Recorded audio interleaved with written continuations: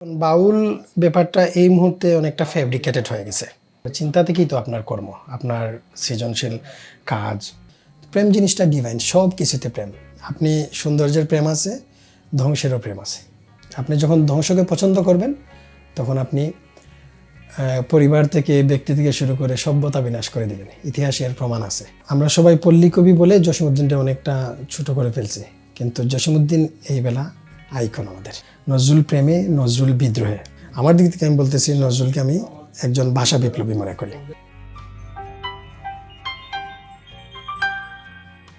আমরা বইপত্রের প্রথম দিককার কিছু বাউলের সন্ধান পাই যারা গৃহী না, অগৃহী, সাধারণত সংসার ত্যাগী। তাদের নিয়ে অনেক মিথ আছে। তাদের পার্থিব জীবনের প্রতি লোভ লালসা নাই, শারীরিক ভোগ নাই, এরকম বিষয় আছে। আবার পরবর্তীতে যেটা এড হয়েছে কিছু থিওরি যে বাউলরাও সাধন সঙ্গী রাখেন, তাদেরও ভোগ আছে, তাদেরও বিভিন্ন পন্থা আছে। আর আধুনিক সময়ে এসে আমরা গৃহী বাউলও দেখতে পাই, যারা ঘর সংসার করেন, পাশাপাশি ভিতরে একটা বাউলপনা লালন করেন। প্রত্যেকের একটা নিজস্ব বাউল থাকা উচিত।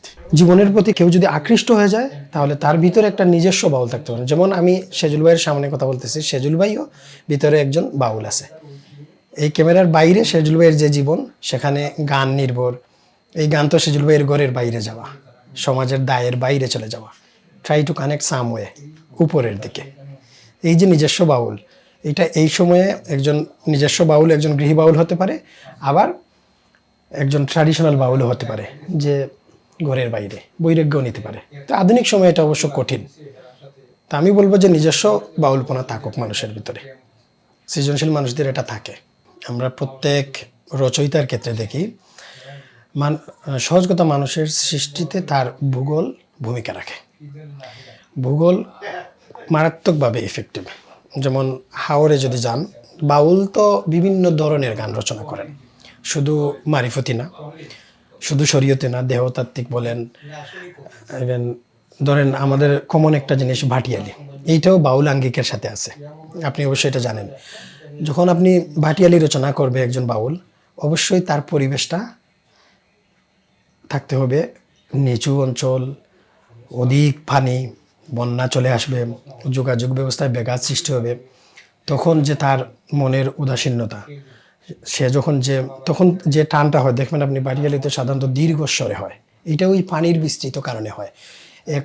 এক জায়গা থেকে আরেক অঞ্চলে, মানে জীবনবোধে যখন একটা আপনি কাউকে ডাক দিবেন, তখন জুড়ে, পানির অঞ্চলে জুড়ে ডাক দিবেন। এই জায়গাটা থেকে বাউলেও দেখবেন আপনি সুরগুলাও দীর্ঘস্বর হয়। আমরা জানি, এখন দেখেন রংপুরের ভাওয়াইয়ার কথা যদি আমরা বলি, ওইখানে আমরা জানি কমন যে বিষয়টা, ভাওয়াইয়া গানের যে ভাঙা গড়া গলার, এইটা সাধারণত গরুর গাড়ির ওই যে মাটির পথ, মেঠো পথে ভাঙা গড়া থেকে আসে। তো ভূগোলের প্রভাব। ভাটি অঞ্চলে বাউলদের বন্যার সময় তো অবশ্যই বাউলরা যখন ঘরে বসে থাকে, তখন তার সুদূর প্রসারী চিন্তা, যখন সে মানুষের সাথে কানেক্টেড না, ডিসকানেক্ট হয়ে যায়, সেই মুহূর্তে সে কার সাথে কথা বলে? সে তার ভিতরের মানুষটার সাথে কথা বলে, ভিতরের মানুষটার সাথে কথা বলে। এবং সামনে যে পরিবেশটা আসে, অনেক জল, দূরে হাওরের মধ্যখানে শুধু একটা হিজল দাঁড়িয়ে আছে, কিছু পাখি উড়ে যাচ্ছে, এখান থেকে তার উদাসীনতা, এইটাই হয়ে যায় তার বাহন। তো পরিবেশ থেকেই এই দীর্ঘস্বরটা আসে। তারপর দেখবেন যে উপমাগুলো ব্যবহৃত হয়, পানি আসবে, নৌকা আসবে, যেটারে আমরা অনেকভাবে বলতে পারি দেহতরি, মাঝি, মন মাঝি, অনেক উপমা তৈরি হয়ে আসে আর কি। সেজন্য হাওর অঞ্চল বাউলায়নের সাথে আমি মনে করি ওতপ্রোতভাবে জড়িয়ে আছে। মানুষ তো এরকম একটা কথাও বলে যে যারা ধর্মে বিশ্বাসী, তারা বলে যে আল্লাহ আমারই নিয়ে নাও, আমার কোনো সমস্যা নাই, কিন্তু আমি যেন কিছু একটা করে যেতে পারি। এই কিছু একটা করে যাওয়া, মানুষের জন্য, সমাজের জন্য করে যাওয়াটাই হচ্ছে প্রশস্ত করা। যত করবেন তত প্রশস্ত হবে। এখন আসলে দীর্ঘ জীবন পাওয়াটা বড় বিষয় না, কাজই আপনার বড় বিষয়। সাধারণত লোক ঘরানায় যত ঘরানা আছে, সবগুলাই আপেক্ষিক উপমা থাকে, সেটা থাকে তাদের জীবন অভিজ্ঞতার। যেমন আমরা দূরবীন শাহে যদি যাই, দেখবেন দূরবীন শাহের বাড়িতে তো আপনি গেছেন, টিলার উপরে, সামন দিকে সুরমা, আরেক দিকে চেলা নদী, ওপারে বন্ধু আর বাড়ির মধ্যে মায়া নদী। এই যে মায়া নদী, দেখবেন সামনে একটা নদীর অস্তিত্ব আছে, সুরমা নদী। অন্য পাশে চেলা নদী, দুইটা নদীর অস্তিত্ব আছে, ওনাকে ঘিরে বসে আছে নদী। আবার ওইদিকে বনগাঁয়ের দিকে বিস্তৃত পাহাড় আছে, ইসামতির ঘাট থেকে ওই সম্ভবত ফকিটিলার কিছু পর পর্যন্ত বিস্তৃত হাওর আছে। দূরবীন স্যার অনেক গানে, শুধু এটা না, বন্ধু যদি হয়তো নদীর জল, তো দূরবীন স্যার নদী দেখতেছে, জল দেখতেছে, দূরবীন স্যার গানে নদী জল উঠে আসতেছে, কিন্তু এই নদী জল এই পার্থিব কোনো নদী জল না দূরবীন স্যার কাছে। আমাদের কাছে হতে পারে, যেমন শ্রোতা যেভাবে, পাঠক বা শ্রোতা যেভাবে নিবে সেভাবে তৈরি হবে। এটা হচ্ছে গানের সবচেয়ে বড় শক্তির জায়গা, ধ্যার্তক যেটাকে আমরা বলি। গীতকবি একরকম মিনিং দিলেন, আমি অন্যরকম মিনিং দিলাম, কিন্তু গীতকবির মিনিংয়ে যদি যাই তাহলে এই পার্থিব নদীটা মায়া নদী হয়ে গেল, কারণ নদী হয়ে গেল, বৈতরণী লাগবে এখানে পার হতে। এই যে অসীমের পানে যে যাত্রা, এইটা মোটামুটি প্রত্যেকের ভূগোল অনুসারে যার যার আশপাশে যে বাহনগুলো আছে এগুলোর ব্যবহার করে তাদের অভিযাত্রা একদিকেই, আমরা সেটা জানি, সাধারণত পরমরে পাওয়া, মনের মানুষরে খোঁজা। বাউলরা তো বিভিন্ন অর্থে বিভিন্ন রকম মিনিং তৈরি করেন আর কি। মানুষ যখন তার নিজের চিন্তার জগৎ ভুলে গিয়ে ম্যাটেরিয়ালিস্টিক হয়ে ওঠে, এর প্রতি যেটা যে আকৃষ্ট, সমাজ যেভাবে গড়ে দেয়, রাজনীতি যেভাবে গড়ে দেয়, এর প্রতি যে মায়া, এই মায়াটার সাধারণত বাউলরা এই দুনিয়ার কর্ম হিসাবে বোঝানো হয়, যেটা মানুষের পরকালের কর্ম থেকে, কিংবা বাউলরা যেভাবে ভাবে অন্য ভুবনের কর্ম থেকে সরিয়ে রাখে, এইটা মায়া। কাম, ক্রোধ, লালসা সব কিছু মিলিয়ে মায়া। এই মায়ের মধ্যে পবিত্র মায়া হয়তো আছে, এটা বিভিন্নভাবে ব্যাখ্যা করা যায়। প্রেম আছে, চমৎকার প্রেমের তো চমৎকার মায়া আছে, এখানেও তো মনের মানুষকে খোঁজা যায়। তো মায়া দুই অর্থে আছে, পজিটিভ নেগেটিভ দুইটা অর্থেই মায়া আছে, তবে এই দুনিয়াবি মায়াটাই। আর এই মায়া থেকে চলে যাওয়া, যে স্রষ্টারে যে ডাকা, বাউলদের যে ডাকা, মনের মানুষের যে ডাক দেয়, সেইটাও মায়া। মায়ার তো আর শেষ নেই, হয়তো দুইটা স্টেজে দুই রকম মায়া, ডিভাইন মায়ার টানও আছে এখানে। গানও তো সাহিত্য, সাহিত্যের একটা ফর্ম। সাহিত্য আসলে গৌণ একটা যাত্রা। আপনি দেখবেন আমরা একই কথা বলি, কিন্তু কে কিভাবে বলতেছি, কে কতটুকু অন্যের কাছে মানে অ্যাট্রাকটিভ করে তুলতে পারতেছি, এইটা হচ্ছে বিষয়। টেনে নিয়ে যাচ্ছি আমরা। বাউলদের দেখবেন আপনি কয়েকটা তত্ত্বের উপরই হয়তো বাউল গান দাঁড়িয়ে আছে, কিন্তু বলতেছেন বিভিন্ন আঙ্গিকে। একটু আগে আপনি আর আমি একটা কথা বললাম যে সত্তার পাগলাকে নিয়ে, তো ওনার গানে দেখবেন উনিও মরমী ধারায় গান রচনা করতেছেন। একটা গান আমরা বলছিলাম না, কেশরী লো কেশরী ফাইফুরা তোর খালার বাড়ি।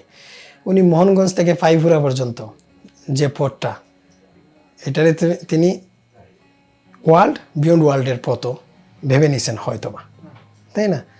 ভেবে নিছেন, এইভাবে ভেবে নেওয়া হয়, তাহলে অন্যজন এই পথটাকে কি বলবে? অন্যভাবে হয়তো বলবে। দূরবীন শাহ মায়ানদী বললেন, ওপারে বন্ধুয়ার বাড়ির জাস্ট ওপারে বললেন, একটা অ্যাবসার্ড মিনিং দিলেন, ওপারটাকে নির্দিষ্ট করে বললেন না। কিন্তু সত্তার পাগলা কী করলেন, মোহনগঞ্জ থেকে পাইপুরা পর্যন্ত নিয়ে গেলেন। যাত্রাটা একই, কিন্তু ভাষা ভিন্ন। যাপনটা আমি প্রত্যেকটা সময়ের উপভোগ করার চেষ্টা করতেছি। আমি দুইভাবে ভাবি এই উপভোগ করার। একটা হলো আমি ডিভাইন একটা ভাবনা আছে, আমি অতিথি, যে কোনো মুহূর্তে চলে যেতে পারি, দীর্ঘ আয়ু স্বল্প আয়ু, তো যে সময়টাই হোক সেটাকে অর্থ দেয়া, জীবনের কার্যকলাপ দিয়ে। এই মুহূর্তে আমরা তো বিভিন্ন কাজই করি। ধরেন আমি সাহিত্যের মানুষ হিসেবে আমি কবিতা লিখি, আনন্দ পাই, আমি প্রবন্ধ লেখার চেষ্টা করি, সময়টাকে ধরার চেষ্টা করতেছি। শুধু বাংলাদেশের মানুষ হিসাবে না, বিশ্বের মানুষ হিসাবে, পৃথিবীর অন্যান্য রাষ্ট্র, পুরা পৃথিবীটা, তাদের সাথে সময়ের সাথে তাল মিলিয়ে আমার চিন্তাকে শান দিতে চেষ্টা করি, যা আমার লেখনীতে উঠে আসবে। আগেই বলেছিলাম, আগে চিন্তা, হয়তো অনেকটা সময় আমাদের চিন্তাই কাটে। আমি সার্বক্ষণিকই উদাস হলেও উদাসীনতার একটা চিন্তা আছে, চিন্তার মধ্যে থাকার চেষ্টা করি। ফল ধরবে সেটা আমার চেষ্টার উপর নির্ভর করবে, আমার কর্মের উপর নির্ভর করবে। অনেক দুঃখই তো থাকে, ব্যক্তিগত দুঃখ, সামষ্টিক দুঃখ, সব দুঃখ আসলে ভিতরে আপন করে পোষার বিষয়। কারণ দুঃখ থেকেও সুখের স্পৃহা আসে, সেজন্য দুঃখ আমরা তেমন করে নাই বলি। তবে মানুষ তো দুঃখ ছাড়া নাই, সেই হিসাবে আমারও দুঃখ আছে। দুঃখ মানুষকে ধনী করতে পারে, এটা দুই রকমের ভাবনা। কষ্ট থেকে মানুষ কষ্টটারে শক্তিতে রূপান্তরিত করে। তো এখন ধনের দিকে যদি যান, এটা কি টাকা পয়সার ধন নাকি মানুষের জ্ঞান তত্ত্বের ধন? অনেকে সাহিত্য করেন তার জীবনের কষ্টকে উপলব্ধি করে, ওইখান থেকে একটা ফাইট দেন পরবর্তী সমাজের সাথে।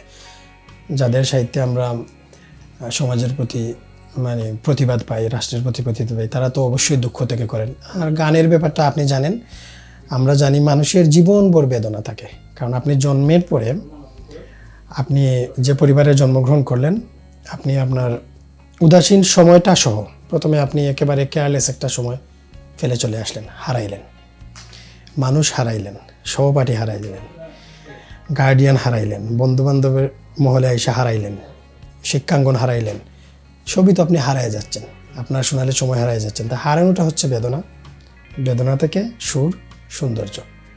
আর এই ভূমি, বাংলাদেশ ভূমিটা হচ্ছে মায়া, এর পিছনে বেদনা।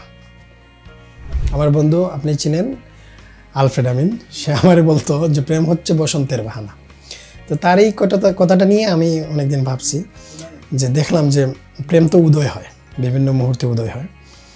আর চিরন্তন প্রেম যে জিনিস, সেটা তো আছে। আমি যা যাপন করি তাকে আঁকড়ে ধরে তো আমি থাকি, আর যে স্বপ্ন দেখি কী পাবো, সেখানেও প্রেম তারা দেয়।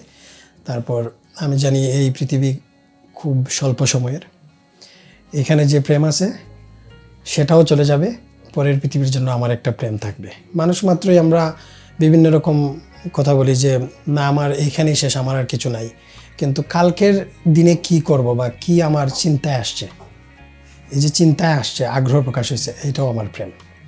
প্রেম জিনিসটা ডিভাইন, সব কিছুতে প্রেম। আপনি সৌন্দর্যের প্রেম আছে, ধ্বংসেরও প্রেম আছে।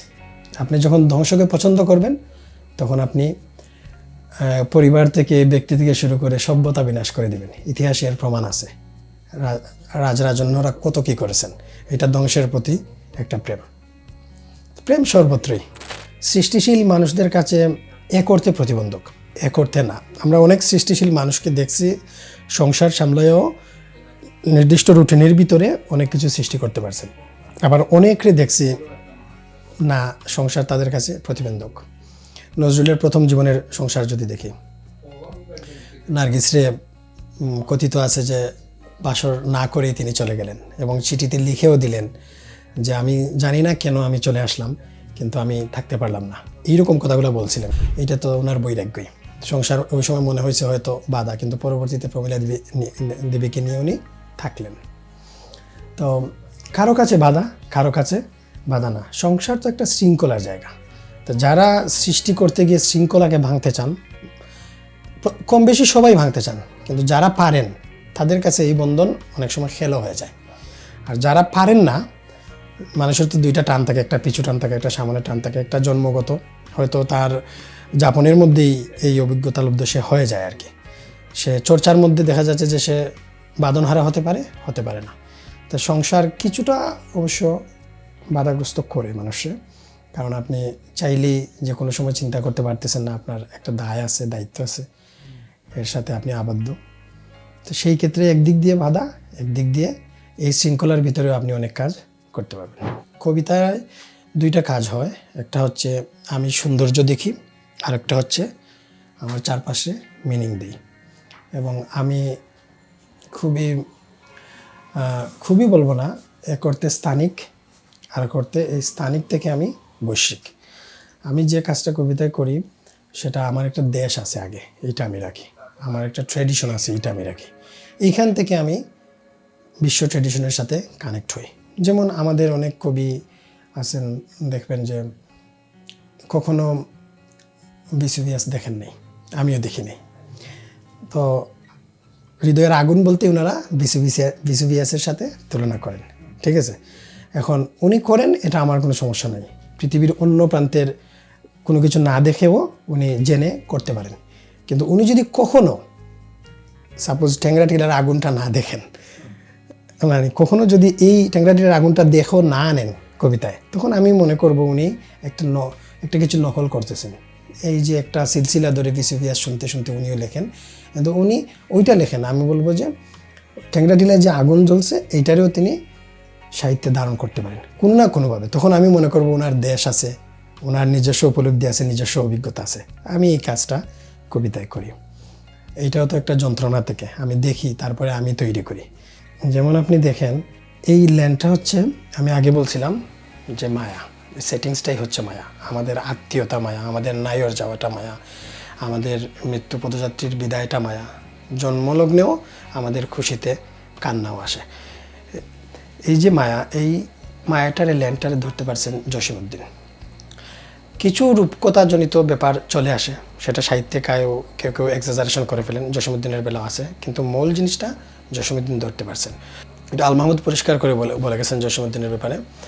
যখন কবিরা চাঁদ নিয়ে অনেক কবিতা লিখল, তার প্রেয়সীরে চাঁদের সাথে তুলনা দিল, তারকারাশির সাথে তুলনা দিল, কিংবা গোলাপ ফুলের সাথে তুলনা দিল, রজনীগন্ধার সাথে তুলনা দিল, জসীমউদ্দিন এই জিনিসটা উপলব্ধি করলেন যে আমার চারপাশে কী আছে আমি দেখি। জসীমউদ্দিন আইসাই নতুন জায়গা চরের সাথে তার প্রেমিকার মুখরে তুলনা দিলেন। কোথায় চাঁদ, কোথায় চর? তো চরটা এই বঙ্গভূমির মানুষের যাপনের সাথে। আপনি ভূগোলই আপনারে তৈরি করবে। ফল যেমন মাটির গুণ, তেমনি মানুষও এই মাটির গুণ। এখানে যে পরিবেশ, এই পরিবেশ অনুসারেই মানুষের কর্মের ক্ষেত্রগুলো তৈরি হবে। তো এই জায়গায় জসীমউদ্দিন মূল।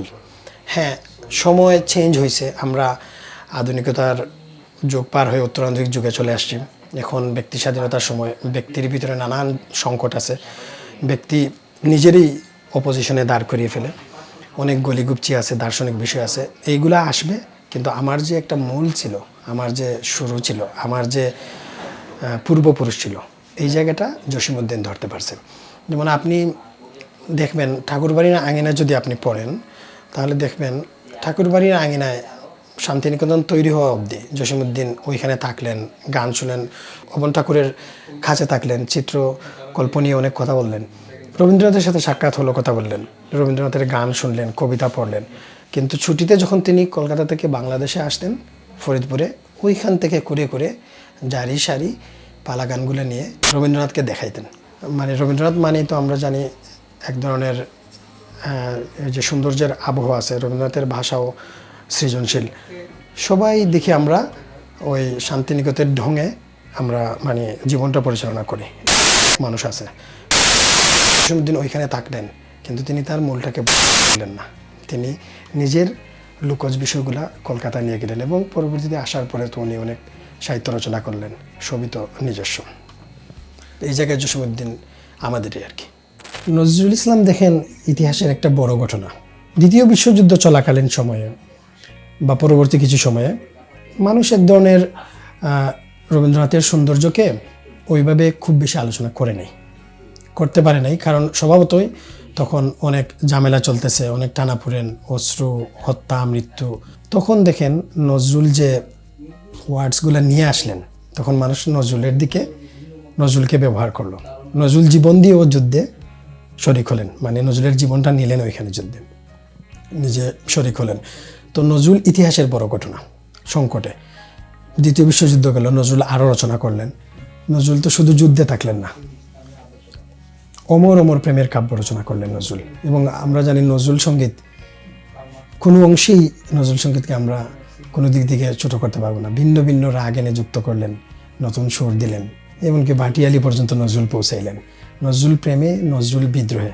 আর নজরুলকে আমি যেটা মনে করি, নজরুলকে আমি আমার অর্থে, আমি সবার অর্থে বলতেছি না, আমার দিক থেকে আমি বলতেছি, নজরুলকে আমি একজন ভাষা বিপ্লবী মনে করি। নজরুল, রবীন্দ্রনাথ যখন তার ভাষা ছড়িয়ে দিয়েছেন, সেই মুহূর্তে নজরুল কী করলেন, ভিন্ন ভাষার শব্দাবলীকে নিয়ে আসতে পারলেন, সেটা সাহসিকভাবে, এবং মানুষ সেগুলো নিল। বিশেষ করে আরবি, ফার্সি, উর্দু, এগুলো নজরুল নিয়ে আসতে পারলেন। ঠিক এর আগ মুহূর্তে যখন ফোর্ট উইলিয়াম কলেজ তৈরি হলো, 1802 দিকে যখন যাত্রা শুরু করলো, ফোর্ট উইলিয়াম কলেজ বাংলা ভাষা থেকে যারা দায়িত্ব পাইলেন, বাংলা ভাষার শব্দভাণ্ডারগুলোকে সাজানোর, ব্যাকরণকে সাজানোর, তারা ম্যাক্সিমামে ছিলেন সংস্কৃত পণ্ডিত। তারা করলেন যে আরবি, ফার্সি, উর্দু যে সকল আত্মীকৃত শব্দ ছিল মধ্যযুগ থেকে, স্বাভাবিক এগুলো থাকবে, কারণ মুসলমানরা যারা এই উপমহাদেশ শাসন করছে সেই শব্দগুলিকে তারা ইচ্ছে করে বাদ করলেন। তো একজন লেখক আছেন ফয়েজ আলম, উনি বাংলা ভাষার রূপান্তরের ইতিহাসে দেখাচ্ছেন যে প্রায় 2 থেকে 250 শব্দ ওনারা বাদ দিয়ে দিল। নজরুল শ্যামা সঙ্গীতেও গেছেন, নজরুল ইসলামের সঙ্গীতেও ছিলেন। সব কিছুকে নজরুল সভ্যতার দরকারে ধারণ করতে পারছিলেন বিধায় নজরুল যে বাদ পড়া আরবি ফার্সি শব্দগুলা নজরুল সচেতনে করছেন কি অচেতনে করছেন আমি জানি না, কিন্তু করছেন, মানুষ নিছে। এই হিসাবে আজকে যে আমরা এখনও যে কিছু শব্দ বলি, আমাদের বাপদাদার মুখের শব্দ বলি, এইগুলা যে আমরা এখন সাহিত্যে ব্যবহার করতে পারি, এইটা পথ নজরুলই আমি মনে করে দেখাইছেন। সো নজরুল একজন ভাষা বিপ্লবীও। এই যে বিপদে পড়লেই বাঙালি নজরুলকে স্মরণ করে, বিপদ মুহূর্তে। প্রেমে তো করে, কিন্তু এটা স্বীকার করে না, কারণ আমাদের তো একটা ট্রেন্ড আছে, ওইটা হয়তো 19 শতকের ট্রেন্ড আমি বলবো। 19 শতকে অনেক কিছুর সংজ্ঞায়ন করা হয়েছে যে এইটার নাম এইটার নাম, এমনকি ভাষা, যে মানুষ একসময় ভাষা জানতো না, ভাষাও বলা হয়েছে হয়তো প্রথম 19 শতকে, হয়তো বা বলা হয়েছে, ধারণা করতেছি। তাই এই মুহূর্তে আইসা নজরুলের সবাই বিদ্রোহী হিসাবে নিয়ে নিল, কিন্তু তাত্ত্বিকভাবে আলাপ করতে গেলে নজরুল শুধু বিদ্রোহে না, নজরুল সমাজে, নজরুল প্রেমে, নজরুল প্রকৃতিতে সব কিছু আছে। কিন্তু বিপদে পড়লেই দেখা যায় নজরুল হাজির। এই যে আমাদের স্বাধীনতা যুদ্ধে নজরুল হাজির ছিলেন, বিভিন্ন গণ অভ্যুত্থান দেশে হলো নজরুল হাজির ছিলেন। এই 24-এর একটা অভ্যুত্থান হয়ে গেল, এই সময় দেখলেন আপনি কারা রইল হো কপাট, এই গানটা বাজতেই থাকলো। জাতীয় দিবসে ভাগে যখন আমাদের জাতীয় মুক্তির দিবসগুলো আসে, নজরুলেই আমরা যাই। নজরুল আমি মনে করি প্রাসঙ্গিক, শুধু বিদ্রোহে না, প্রেমেও নজরুল প্রাসঙ্গিক। রবীন্দ্রনাথ হয়তো নজরুলকে কখনোই ওপোনেন্ট ভাবার কারণ নাই, কারণ হচ্ছে রবীন্দ্রনাথের শেষ হওয়ার সময় নজরুলের আবির্ভাব। আর এইটা যেটা ঘটে আমরা জানি, এটা জাতীয়তাবাদী চিন্তা যে আমরা নির্মাণ করতে চাই। নজরুলে আমরা সাম্প্রদায়িক সম্প্রীতিতে পাচ্ছি, তখন আমাদের সেকুলার মহল নজরুলকে হাইলাইট করেন। আর সেকুলার মহল যখন নজরুলকে হাইলাইট করেন, তখন আমাদের যে ধর্মচিন্তার যে মহল, তারা তখন এটাকে অপোনেন্ট ভাবেন। এটা আমি জানি না কেন একটা অটোমেটিক রেষারেষি তৈরি হয়ে গেছে, এটার লম্বা ইতিহাস আছে। কেউ কারোটা কেড়ে নেন, সেজন্য হয়তো তখন এরা খুঁজেন নজরুল কি ইসলামী সঙ্গীতে আছেন। তখন হামদের অনুবাদ যখন দেখেন, আলহামদুলিল্লাহর অনুবাদ যখন দেখেন, তখন তারা বলেন যে নজরুল আমাদের কবিতে। ওই বাইনারিতে চলে গেলে রবীন্দ্রনাথের প্রভাবকে তখন ফেলে দিতে হয়। এটা হচ্ছে রিয়াকশনিস্টদের কাজ, এটা অ্যাক্টিভিস্টদের কাজ। প্রকৃত সাহিত্যবোদ্ধা, প্রকৃত তো আসলে নাই, যারা পড়েন, চিন্তা করেন, তারা এইটারে বাইনারিতে নিয়ে আসবেন না। সেকুলার টার্মটা তো রাষ্ট্রের সাথে জড়ে আছে, যে রাষ্ট্র সেকুলার হবে তার মানে ধর্মরাষ্ট্র হবে না। রাষ্ট্র হলে স্বভাবতই একটা গোষ্ঠী প্রাধান্য পেয়ে যাবে, অন্য গোষ্ঠী কোনো না কোনোভাবে ডিহিউমিলেট হয়ে যাবে, কারণ মানুষের রক্তেই আছে শাসন যেহেতু। তো সেকুলার শব্দ তো রাষ্ট্রের সাথে ওই অর্থে যে সেকুলারিজম হচ্ছে বিভিন্ন ধর্ম রাষ্ট্রে সমানভাবে থাকবে, যে ধর্ম বিশ্বাসী না, নাস্তিক যারা বলে, সেও থাকবে। তো রাষ্ট্রের নিজস্ব কিছু আইন কানুন থাকবে, নাগরিক অধিকার নিশ্চিত করে যার যার ধর্ম পালন করবে, কোনো ধর্ম নিয়ে কোনো হবে না, লাগালাগি হবে না, সেই অর্থে সেকুলার। কিন্তু এই সেকুলারিজম দিনে দিনে প্রতিষ্ঠা হয়েছে যে ধর্মহীন অবস্থা। তা ধর্মহীন অবস্থা মানে আমাদের সমাজে নাস্তিক, এটার একটা রিয়াকশন আছে, আপনি ঐতিহাসিকভাবে জানেন। সেই জায়গা থেকে ওই বাইনারিটা তৈরি হয়। কিন্তু আমি যে জায়গাগুলোকে ধর্মের সমালোচনা করি, এটা ধর্মের সমালোচনা না, এটা হচ্ছে ধার্মিকদের সমালোচনা। ধার্মিকরা যে অর্থে প্রেজেন্ট করেন, যেমন আমরা জানি হাদিসের ব্যাপারগুলো, আমাদের সহি অনেক হাদিস আছে, জহি অনেক হাদিস আছে। তো এই জায়গায় আপনি ব্যাখ্যার জায়গায় যাবেন, কিন্তু কিছু কিছু বিষয় দেখবেন অনেক সময় আমরা বিবেক দিয়েও বুঝে নিতে পারি যে এইটা কন্ট্রাডিক্টরি হবে, বা সমাজের কোথাও কন্ট্রাডিক্টরি হয়ে গেলে এইটা নিয়ে আমি আর তর্কে যেতে চাই না। এই যে তর্কে যেতে চাই না, এই যে সহাবস্থানের জায়গাটা, এইটা আমার সমালোচনার জায়গা। এইভাবে আমি ধর্মের ওই যে কুসংস্কারের জায়গাগুলোকে সমালোচনা করতে থাকি এবং করব। কিন্তু তার মানে যে আমি ধর্মের বিরুদ্ধে তা না, কিন্তু আমি ধর্ম রাষ্ট্রের বিরুদ্ধে। আর ধর্ম যদি ধারণ করতে হয়, তাহলে সংস্কৃতিতেও ধর্ম ধারণ হচ্ছে, সংস্কৃতির একটা ধর্ম আছে। এই মূল্যকে আমাদের ইসলামিস্টের যে রিয়াকশন, সেটা হলো কোনো কিছুর দার্শনিক মুহূর্ত না দাঁড় করিয়ে, না বুঝে সাথে সাথে রিয়াক্ট করে ফেলবে। এটা হচ্ছে আমাদের এই সমস্যা।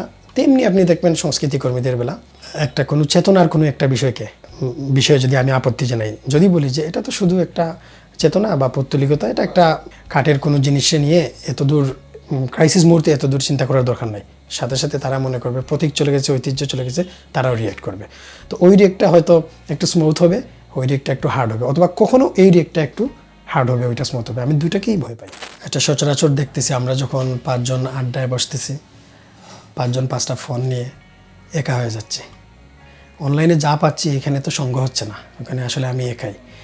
আর 4টা বন্ধু যার যার মতো, আগের মতো যে গল্প, যে সুখ দুঃখ ভাগাভাগি, যে মজার চলে কিছু কথা বলা, সেগুলো আর থাকতেছে না।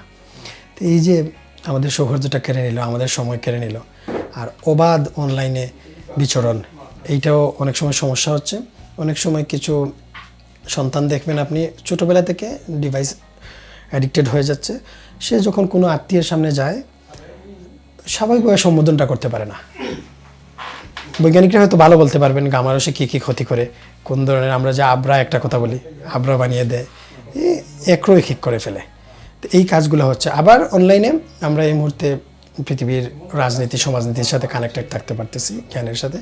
যেমন আমি আমার চিন্তা করা শিখতে, সাহিত্য তো আমাদের দেশে 2 রকমের সাহিত্য হয়ে যায়। একটা হচ্ছে শুধু সিলসিলা বহন করা, আর একটা হচ্ছে না আমি সাহিত্যের প্রশ্ন করব, জ্ঞানের প্রশ্ন করব। এই প্রশ্ন করাটা অনলাইন অনেকটা ইজি করে দিয়েছে যে এই কারণে অনেক চিন্তক আছেন, তাদের লেখা যখন পরে আমরা চিন্তা করে শিখতে পারি, প্রশ্ন করাটা শিখতে পারি, এই হেল্পটুকু আমাদের করছে। তাই এখানে একটু সীমাবদ্ধতা থাকলে ভালো, নিজেকে তৈরি করতে হবে যে আমি কতটুকু সময় দিব, কতটুকু দিব না, সম্পর্কের জায়গাটাও রাখতে হবে আর কি। এখন তো মিউজিকে অনেক চেঞ্জ আসতেছে, এটা আপনি আছেন লোকগানের সাথে, আপনি ভালো বুঝবেন। মিউজিক্যাল অ্যারেঞ্জমেন্টে অনেক ধরনের চেঞ্জ হচ্ছে, এটা এক্সপেরিমেন্টও বলা যায়। কিন্তু মূল সুর স্বরটা যদি হারিয়ে যায় তখন আবেগটা চলে যায়, এই জায়গাটা তো সত্যি। মূল সুর স্বর রেখে যদি উপস্থাপন করা যায়, এই সময়ের যে একটা চাহিদা আছে এর অনুসারে ইনস্ট্রুমেন্টাল চেঞ্জ, সেইগুলো করেও লোকগানরে করা যাচ্ছে, কেউ কেউ করতেছে, অনেকে করছে। আমরা গান বাংলাকে ইতিমধ্যে দেখছি, কুক স্টুডিওকে দেখতেছি। কুক স্টুডিওতে তো আমরা অনেক সময় এর অনেক পরিবর্তনও দেখে ফেলি, এটা আমাদের হতাশও করে। সমৃদ্ধি, কিন্তু ফিউশনটা যদি মূল আবেগকে নষ্ট করে দেয় তাহলে তো বিকৃতি, নইলে সমৃদ্ধি। যেমন এই যে সম্প্রতি বনলতা এক্সপ্রেসে ও আমার দেশের মাটি একটা গানকে যেভাবে প্রেজেন্ট করা হয়েছে, তা ওইটার আয়রনি থাকতে পারে, প্রতিবাদের সময় আয়রনি হয়ে যায়, কিন্তু সুস্থ পরিবেশে যদি এটা হয় তাহলে তো এইটার আয়রনিতে থাকবে না, প্রতিবাদের ভাষা হবে না, এটা বিকৃতি হয়ে যাবে। তো এটা আমাদের চারপাশে অনেক কিছু দেখতেছেন, ক্ষেত্রবিশেষে বিকৃতি হচ্ছে, ক্ষেত্রবিশেষে ভালো হইতেছে। সুর হারিয়ে গেলে গানটা অনেকটা হারিয়ে যায়, তার আবেদন হারিয়ে যায়, এটা আপনি জানেন। কিন্তু ভাষার ব্যাপারে লোকগান তার মাটির ভাষা নিয়ে আসবে। যেমন আমাদের সিলেটের গানগুলো যখন সিলেটের বাইরের লোকশিল্পীরা করেন, আপনি দেখেন, তখন অনেক সময় আমরা নিজেরে মানে ওই গানের সাথে লিন করতে পারি না, গানের সাথে নিতে পারি না। যেমন কারণ ওই যে উচ্চারণগুলা, আমাদের যে উচ্চারণ, সিলেটি যে উচ্চারণ, সিলেটি ভাষার যে উচ্চারণ, এটা আমি আঞ্চলিক ভাষা বলবো না, সিলেটি একটা ভাষা আছে, বা আঞ্চলিকতা তেমন অর্থে কোথাও নেই, আছে ভাষা, এটা আমরা জানি।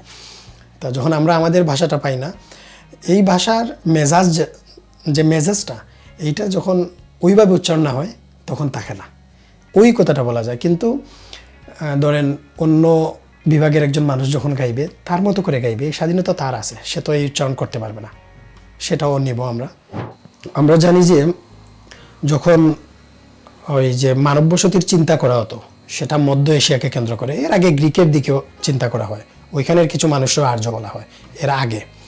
কিন্তু এর পরবর্তী যে মানব বসতি চিন্তা করা হয় সেটা হচ্ছে মধ্য এশিয়াতে, পারস্য ধরে। তো ওইখান থেকে যখন আর্যরা আসে, মানে আপনি জানেন নাকুচা স্বভাবের যারা আসলো, যারা নিজেদের শিক্ষিত মনে করলো বা অনেক কিছু জানে মনে করলো, তারা আসার পরে যে মানব বসতির চিন্তা হলো এইদিকে, এটাকে ভুলভাবে ধরা হয়, উত্তর ভারত সহ এই বাংলাকে বাদ দিয়ে ওই দিক ধরা হয়, পাকিস্তান সহ, যেখানে পানিনি জন্মগ্রহণ করছিলেন, ওই দিকটারে ধরা হয়। কিন্তু তখনও এই কর্নারে, এই বাংলায় মানব বসতি ছিল, এবং আমরা জানি বিভিন্ন গোষ্ঠী ছিল, সাঁওতাল, ভিল, আরও 2-3টা গোষ্ঠী ছিল। এটা হচ্ছে আদি গোষ্ঠী, পাহাড়ি গোষ্ঠী যেগুলো। এরা ছিল তখন, এদের তো একটা পরিচয় আছে, কিন্তু আর্যরা আসার পরে ইতিহাসে বেশ কিছু বিকৃত ইতিহাস তৈরি করলো। ইতিহাস যেহেতু তৈরির বিষয়, যে আমরা একটা গোষ্ঠী বললো যে আমরা আর্যদের বংশধর, কিন্তু কেউ চিন্তা করলো না এই কর্নারে যে অনেক মানুষ বসে আছে যাদের আদি পরিচয় হতে আদি অস্ট্রালয়েড, এই যে অ্যাবরিজিন যারা, এদের কথা কেউ চিন্তা করলো না। এদেরও নিজস্ব ধর্ম ছিল, বিভিন্ন পূজারী ছিল, বিভিন্ন গোষ্ঠী। তো এই চিন্তা থেকে আমি বলতে চাইতেছি যে আমরা আর্য নই, আমরা হচ্ছি বাঙালের সাওয়াল। বাঙাল তো পরবর্তীতে সব আসা, কিন্তু পরবর্তীতে আসার পরে যেহেতু আমাদের একটা পরিচয় হয়েছে, তাই আমরা বাঙালের সাওয়াল। এরই মধ্যে যেটা হলো, অনেক ইতিহাসবিদ বললেন যে আমরা দ্রাবিড়। কেন বললেন? তারা ওই অর্থে দ্রাবিড় বললেন যে আর্য বলতেছে, তাহলে তো আমরা আর্য না, আমাদের আরেক পরিচয় আছে। সেটা কি? সেটা কাল্পনিক একটা, সেটাও কাল্পনিক গোষ্ঠী যে দ্রাবিড়। মানে আর্যরা উত্তর ভারতে আইসা যাদের পাইছিল এদেরকে বলা হলো দ্রাবিড়। এখন আবার অনেকে বলতে পারে যে দ্রাবিড় নাই, আপনি অস্বীকার করতেছেন। না, আমি অস্বীকার করতেছি না, এটার নাম যেহেতু দ্রাবিড় দেওয়া হয়েছে, তাহলে এরা দ্রাবিড়। মানে আর্যরা এসে যাদেরকে ফাইট করে দিল, এরা হচ্ছে দ্রাবিড়। তো সেইটা তো উত্তর ভারতের ব্যাপার, তাই না? পরবর্তীতে বিস্তৃত হয়েছে। মানব গোষ্ঠী তো আর ওই সময় মনে করেন হুট করে এক স্থান থেকে অন্য স্থানে চলে যাওয়ার কথা না, অনেক সময় লাগছে, এখনকার মতো সুযোগ সুবিধা ছিল না। তো দ্রাবিড়দেরকে যে সরানো হয়েছে, আসলে কি সরানো হয়েছে এটা ইতিহাস সঠিকভাবে বলতে পারে না। কিছু ভাঙাচুরা ছিল সভ্যতায়, ওইটা থেকে বলতেছে, ধরলাম সরাইছে, তখন তারা বলতেছেন আমরা দ্রাবিড়। কিন্তু ঘটনাটা ওই দিকে করতেছে, এই দিকে যে বাঙাল পড়ে রয়েছে এই খবরটা কেউ নিচ্ছেন না। তো এইটা ইতিহাস দিনে দিনে প্রকাশ হচ্ছে, সেই দৃষ্টিকোণ থেকে আমি এই নাম দিয়েছি। তারপরে আমি এই বাঙালমূলকে এই বাংলাদেশে পূব বাংলায় যা যা আছে সেই সব বিষয়কে উপমা করার চেষ্টা করছি। আমি আমাদের ঐতিহ্য নিয়ে, আমাদের পূর্বপুরুষের চলাফেরা, আচার ব্যবহার নিয়ে কবিতা লেখার চেষ্টা করছি আর কি। ডিভাইস চলে আসছে, প্রযুক্তি চলে আসছে, অনেক পরিবর্তন তো হবেই, স্বাভাবিক। কিন্তু সাথে সাথে আমাদের যে মায়া, আবেগ, আমাদের যে সম্পর্ক, সেগুলা যাতে নষ্ট না হয় এই ব্যাপারে আমাদের একটা ভীতি থাকে। যেমন আমি একটা উদাহরণ দিয়ে বলি, যখন আমি শুনছি সুনামগঞ্জে বিশ্ববিদ্যালয় হবে, তখন থেকে আমার ভিতরে একটা জিনিস মনে আসছে, এটা ঠিক না, বিশ্ববিদ্যালয় আমরা চাই, সুনামগঞ্জে বিশ্ববিদ্যালয় হোক, দেশের প্রত্যেক বিভাগে, জেলায়, থানায় পারলে বিশ্ববিদ্যালয় হোক। আমার কেন জানি মনে হইতেছিল বিশ্ববিদ্যালয় আসবে, এখানে বিভিন্ন অঞ্চলের মানুষজন আসবে, ছেলেমেয়েরা আসবে, পড়াশোনা করবে, একটা মিশ্রণ হবে, মিশ্রণের পরে একটা পরিবর্তন হয়। সেইটাকে আমি পজিটিভলি নেব জ্ঞানের দিক দিয়ে, যেহেতু জ্ঞান ছড়াবে। কিন্তু অনেক জিনিস এখানে হারিয়ে যাবে। হাওরের মানুষের সাথে যখন যে আমাদের একাডেমিয়ানদের মিশ্রণ ঘটবে, তখন দেখবেন চিন্তায় অনেক পরিবর্তন আসছে, যেটারে আমরা খারাপ অর্থে চালাকি বলি, আমি ওই অর্থে বলবো না, কিন্তু মানুষ অনেক চঞ্চল হয়ে যাবে, ফাস্ট হয়ে যাবে। এই জায়গাগুলো তো পরিবর্তন, এগুলোর পজিটিভলি নেব যদি আমরা আমাদের মূলটাকে রাখতে পারি। তো দেখার বিষয়, হাওরকে নিয়ে আমি এইভাবে ভাবতেছি। অথবা আপনি তারাশঙ্করের হাসুলিবাগের উপকথা পড়ছেন, শেষের দৃশ্যটা দেখছেন, নগরের সাথে ওই প্রান্তজনের কি দ্বন্দ্ব, ভিতরে ভিতরে পাকা রাস্তাটা চলে আসছে। সুনামগঞ্জের দিকে এখনই তো পাকা রাস্তা চলে যাচ্ছে, প্রতিষ্ঠান চলে যাচ্ছে, পরিবর্তন তো হইতেছে, এটা মেনে নিতে হবে। তবুও বলবো আর কি, চর্চাটা ঠিক রাখুক, বিভিন্ন সাংস্কৃতিক গোষ্ঠী হোক, এরা মনে করিয়ে দিক যে আমাদের ঐতিহ্য কী ছিল। এটা যেহেতু জীববৈচিত্র্য, ফলে এটা রাষ্ট্রের আন্ডারে থাকে। এখন রাষ্ট্রকেই পদক্ষেপ নিতে হবে এটাকে কিভাবে রক্ষা করবে। রাষ্ট্র যদি পদক্ষেপ না নেয়, কারণ রাষ্ট্র তো তৈরিই হয়েছে, আমরা বলছি যে আমরা তোমাকে রাইট দিলাম, তুমি আমাদের এই দিকগুলা দেখে রাখবা, আমার এই দিক থেকে আমরা তোমার বাধ্যগত। তো টাঙ্গুয়ার হাওরটাকে ওইভাবে নিতে হবে যে রাষ্ট্রে এটা যাতে সুন্দর থাকে, এখানে যাতে পর্যটকরা নিরাপদ থাকে, এবং হাওরের জীববৈচিত্র্য যাতে নষ্ট না হয়, রাষ্ট্রেই আগে আসতে হবে, এই কর্তৃপক্ষের আগে আসতে হবে। এখানে পাবলিক জানেন অবাধ, একটু সুযোগ পেলেই তারা যে কোনো পরিস্থিতি ঘটিয়ে দেয়, এবং এর জন্য বিভিন্ন ধরনের ক্যাম্পেইনও করা যায়। বিভিন্ন এনজিও আছে, তারা সচেতনতা তৈরি করবে। এবং হাওরে পারলে আমি মনে করি নৌ মন্ত্রণালয় থেকে বিভিন্ন ধরনের টহলও রাখা যেতে পারে, যে তারা ঘুরুক, অবাধে আনন্দ করুক, মজা করুক, উপভোগ করুক, কিন্তু হাওয়াটা যাতে নষ্ট না হয়। কিন্তু এই পদক্ষেপ যদি কম হয়, পিছিয়ে পড়ে, তাহলে টাঙ্গুয়ার হাওর তার রূপ সৌন্দর্য দিনে দিনে হারাবে। আর মানুষকেও সচেতন হতে হবে। পর্যটনে যারা যান তারা সাধারণত বুঝদার মানুষ যান, তারা সাধারণত শিক্ষিত মানুষ যান, চলাফেরা করেন। তাদেরও বিবেক রাখা উচিত। পাশাপাশি রাষ্ট্রের যেহেতু সম্পদ, রাষ্ট্রকে এগিয়ে আসতে হবে। মানুষের জীবনে বিভিন্ন ধরনের বাঁক চলে আসে। এখন আপনি গানের মানুষ, গানের সাথে আছেন, কোনো এক সময় গান থেকে কোনো পরিস্থিতির কারণে চলে যেতে পারেন। ধরুন না, নজরুল ইসলামের কথা, কবিতার মানুষ, সাহিত্যের মানুষ, হঠাৎ করে থেমে গেলেন। কিন্তু আশা হয়তো ওনারও ছিল যে আমি সাহিত্যে থাকব। আমারও চিন্তা, আমি সাহিত্য করব, আমার পড়াশোনাকে চালিয়ে যাব এবং যতদূর সম্ভব চিন্তাকে এগিয়ে নিয়ে যাব। সাহিত্য এই অর্থেই তো আগেই বলছি যে প্রশ্ন করে করে আগানো, যা আসবে তারে ভাঙা, নতুন কিছুর দিকে এগিয়ে যা। মানুষের ইতিহাস ধ্বংসের ইতিহাস, ঘোড়ার ইতিহাস, যুদ্ধের ইতিহাস, হিজরতের ইতিহাস। ভাঙনটা ওই অর্থে ঠিক যখন কোনো স্টাবলিশ জিনিস ক্ষমতার উৎস হয়ে যায়, তখন সেটারে ভাঙতে হয়। এই ভাঙন ঠিক, এই যুদ্ধ ঠিক, নতুন কিছু আসে। এই বিভাজন জাতীয়তার, এই বিভাজন ক্ষমতার, কিন্তু আদবের একটা জায়গা আছে টোটাল ম্যানকাইন্ডের জন্য। যার তার এরিনায় এক একটা আদব আছে। এই আদবকে যদি বাঁচিয়ে রাখা যায়, আদবকে যদি মূল্যায়ন করা যায়, একটা পরিবার থেকে শিক্ষা শুরু হয়, রাষ্ট্র পর্যন্ত পৌঁছায়, তখন মানুষের সম্পর্ক থাকে। আর আদব যদি হারিয়ে যায়, এখন আদব তো বিভিন্ন রকমের, আমেরিকার আদব একরকম, ইউরোপের আদব একরকম, আমাদের এই মুল্লুকের আদব একরকম, কিন্তু প্রত্যেকের আদব বা প্রত্যেকের দেখবেন মহান কিতাবগুলোতে মানুষের মিলনের কথাই বলা হয়েছে। ওই মিলনের জায়গাগুলোকে সম্প্রীতিতে নিয়ে আসতে হবে, সম্পর্কে নিয়ে আসতে হবে, চর্চা করতে হবে। আসল কথা হলো মানুষ তারে তৈরি করবে, সে যে ভালো জীবন কাটাবে, অন্যের ক্ষতি করবে না, এই স্পৃহা তার থাকতে হবে। তো এইটা থাকলে মানুষে কমবে। ব্যক্তিগত পর্যায়ে যখন কমবে, সামাজিকভাবে কমবে, রাষ্ট্রে কমবে, বিশ্বে কমবে। এই মুহূর্তে যে বিশ্বের যে যুদ্ধ, আমি মনে করি প্রত্যেকের মহান কিতাবগুলোর বাণীও স্মরণ করা উচিত। তো স্মরণ করলেই তো হবে না, এগুলা পালন করতে হবে। এর জন্য বিভিন্ন আয়োজন আছে, বিভিন্ন স্কুল আছে, থট অফ স্কুল আছে। আমরা তো এগুলো ফেস করে আসছি, এগুলা দিন দিন আসবে, এগুলা ফলো করব এবং সবাই মিলে চলার চেষ্টা করবে। এই চেষ্টাই থাকবে, এর মধ্যে সংগ্রাম আসবে, ভাঙন আসবে, আবার গড়তে হবে আর কি।